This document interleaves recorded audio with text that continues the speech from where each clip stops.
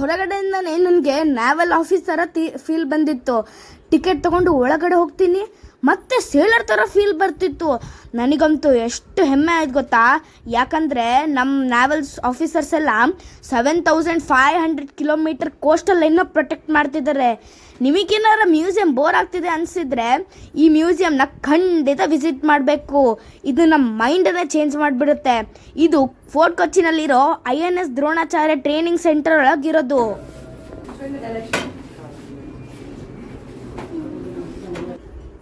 ನಮ್ಮ ನ್ಯಾವಲ್ ಹಿಸ್ಟ್ರಿನಲ್ಲಿರೋ ಹಳೆ ಆ್ಯಂಕರಿಂದ ಹಿಡಿದು ಮಾಡರ್ನ್ ವಾರ್ಶಿಪ್ ಬಗ್ಗೆ ಎಲ್ಲ ಇದೆ. ಬರೀ ಆ ವಸ್ತುಗಳಷ್ಟೇ ತೋರಿಸೋದಿಲ್ಲ, ನಮ್ಮ ಹಿಸ್ಟ್ರಿ ಬಗ್ಗೆನೂ ತೋರಿಸುತ್ತಿದ್ದು. ನನ್ನ ತಮ್ಮನು ಕೆಲವೊಂದು ಇನ್ಸ್ಟ್ರೂಮೆಂಟ್ಸ್ನೆಲ್ಲ ಯೂಸ್ ಮಾಡಿದ. ಫೋರ್ಟ್ ಕೊಚ್ಚಿ ಬರೀ ಆರ್ಟ್ ಮತ್ತು ಕೆಫೆ ಅಷ್ಟೇ ಹೇಳಲ್ಲ, ನಮ್ಮ ನ್ಯಾವಲ್ ಹಿಸ್ಟ್ರಿ ಬಗ್ಗೆ ಕೂಡ ಹೇಳುತ್ತೆ. ಹೊರಗಡೆ ಎಲ್ಲ ಟಾರ್ಪಿಡೋಸ್ ಎಲ್ಲ ಇಟ್ಟಿದ್ರು, ಹೆಲಿಕಾಪ್ಟರ್ ಕೂಡ ಇಟ್ಟಿದ್ರು. ಎಷ್ಟು ದೊಡ್ಡ ದೊಡ್ಡ ಬ್ಲೇಡ್ ಇದೆಲ್ಲ.